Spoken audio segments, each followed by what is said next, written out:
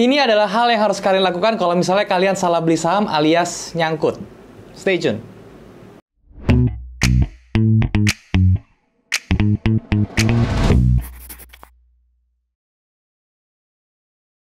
Halo teman-teman, balik lagi sama gue Daryl di This Daryl Channel. Dan hari ini kita masuk ke saham series lagi teman-teman. Di saham series kali ini gue akan ngejelasin kalian gimana sih caranya kalau misalnya kita terlanjur beli saham, terus kita tuh nyangkut di saham tersebut, atau kita istilahnya itu sebenarnya salah beli teman-teman ya.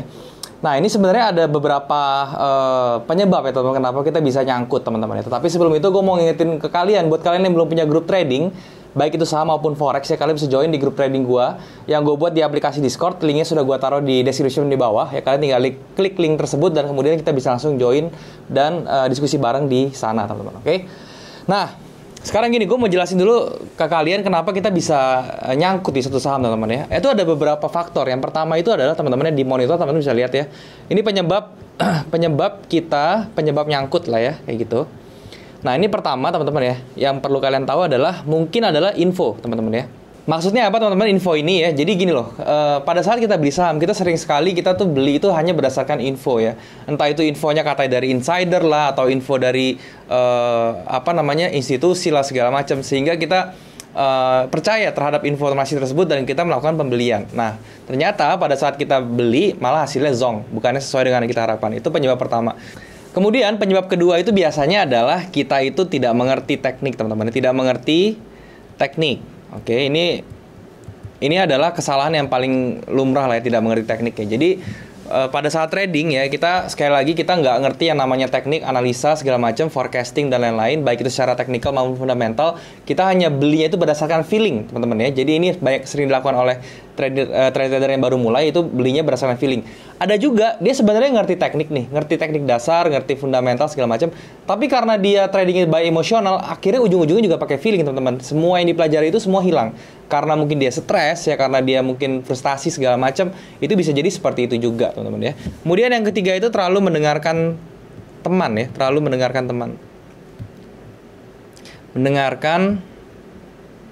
teman dan orang lain lah ya, teman dan orang lain. Oke, jadi gini, kadang-kadang gini, kita sudah punya analisa sendiri ya, dan kemudian kita mau melakukan eksekusi terhadap analisa kita gitu. Tapi pada saat kita mau eksekusi adalah masukan dari input dari luaran sana ya, dari teman kita lah, mungkin dari grup signal lah segala macam, ataupun segala macam lah, pokoknya dari luar ya. Sehingga informasi itu tuh berlawanan dengan analisa kita. Nah itu kita jadi bimbang, jadi galau. Ini bener nggak ya segala macam. Dan pada akhirnya kita malah mempercayai informasi tersebut ya, yang mana itu sebenarnya nggak tepat ya dilakukan teman-teman ya. Jadi sebenarnya kita tuh harus mempercayai diri kita sendiri, analisa sendiri gitu ya. Kalau misalnya kita sudah analisa capek-capek, terus kita nggak percaya sama analisa kita, itu siapa lagi yang bakal percaya gitu kalau misalnya bukan kita. Oke? Jadi ini adalah 3 penyebab yang utama menurut gue ya, yang bisa menyebabkan kita nyangkut teman-teman ya. Jadi kalau misalnya kalian masih melakukan 3 hal ini, ya monggo dirubah kebiasaannya teman-teman. Oke? Nah sesudah kita sudah tahu ya yang menyebabkan kita nyangkut ya teman-teman, berarti sekarang kita lanjut ke next stepnya, itu adalah ketika kita nyangkut kita mesti ngapain ya. Yang pasti pilihannya cuma 2 teman-teman ya. Yang pertama itu adalah di cut loss, oke? Atau yang kedua itu di average ya. Nah ini yang mana bang terusnya bang, kita pakai yang mana? Nah ini semua tergantung teman-teman ya. Tergantung apa? Yang pertama adalah itu tergantung dari saham apa yang kita beli. Oke, saham apa yang kita beli. Apakah kita belinya itu adalah gorengan, oke, saham-saham gorengan atau third liner lah ya, atau yang kedua itu blue chip teman-teman ya. Nah, ini kita harus paham dulu nih, kita nih yang kita beli saham gorengan apa blue chip. Karena ini perlakuannya bisa berbeda. Kalau misalnya kita beli saham gorengan, itu otomatis kita sudah harus cut loss. Itu nggak boleh macam-macam lagi teman-teman, harus cut loss ya. Atau kalau misalnya kita belinya saham blue chip, itu antara 2 pilihannya, kita bisa cut loss, kita bisa average gitu ya. Nah, tergantung lagi kapan kita mesti average dan kapan kita mesti cut loss. Kalau misalnya, itu tergantung trading style kalian ya. Kalau misalnya kalian itu tidak nyaman dengan ngelihat floating merah seperti itu, kalau kita ngelihat floating 3% aja kita deg-degan segala macam, ya itu lebih baik kalian cut loss aja ya. Tetapi kalau misalnya kalian visinya panjang, kalau misalnya kita beli saham blue chip, kita sudah tahu ya ini perusahaan sehat sekali ya, terus dia punya visi bagus, dia punya prospek bagus, ya udah kita bisa melakukan average. Tetapi tergantung lagi teman-teman. Tergantung apa?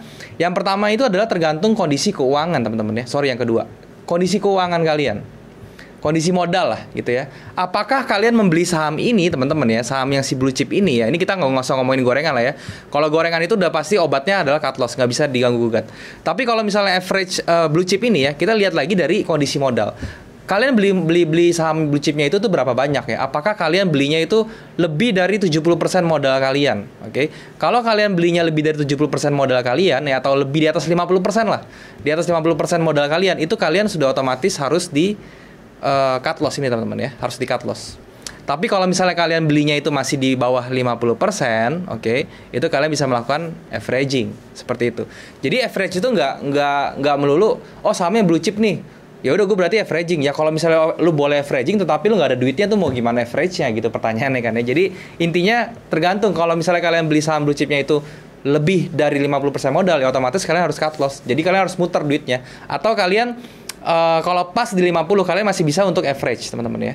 Makanya kenapa gue bilang kalau misalnya kita mau beli suatu saham yang bener-bener di keadaan yang crash gini ya terutama ya, itu pasti kan banyak yang nyangkut teman-teman ya. Itu makanya gue bilang kita fokusnya di satu saham aja ya, kita jangan ke banyak saham dulu. Kenapa? Karena kalau misalnya kita fokus ke satu saham ya, itu otomatis nanti kita buat average tuh pelurunya tuh masih ada gitu ya. Jadi kita belinya juga step by step gitu, bertahap teman-teman. Jadi kita belinya tuh mulai dari 20 sampai 30% modal dulu gitu ya. Nah, itu adalah cara untuk mengatasi yang namanya nyangkut ya. Jadi cuma dua sekali lagi pilihannya ya, ini gue rapihin lagi teman-teman, gue kasih kesimpulan. Nanti gue bahas ke chart ya, kenapa lu mesti cut loss atau lu kenapa lu mesti average gitu ya. Jadi pertama adalah saham apa dulu yang kalian beli ya? Saham apa? Dibagi dua tadi ya. Ini gorengan ya. Kalau gorengan itu larinya cuman ke cut loss ya.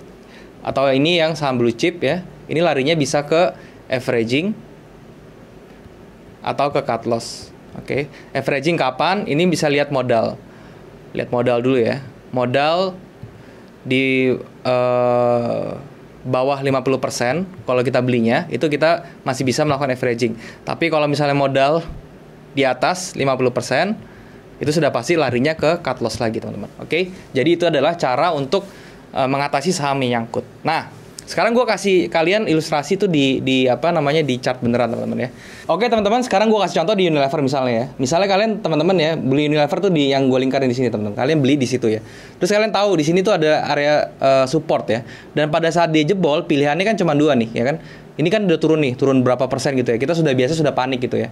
Nah tapi biasanya kalau misalnya kita kan lihat patokannya dari support ya. Misalnya saya ambil teknik analisa yang paling simpel ya, support. Dia sudah break support ke bawah. Ini kan pilihannya cuma dua ya. Kita mau CL, oke, atau mau averaging nih. Ketika dia udah sampai di sini, teman-teman ya. Nah, misalnya ya, Anda mempunyai modal yang terbatas. Kalian bisa cut loss di sini sebenarnya. Kalian cut loss di sini ya.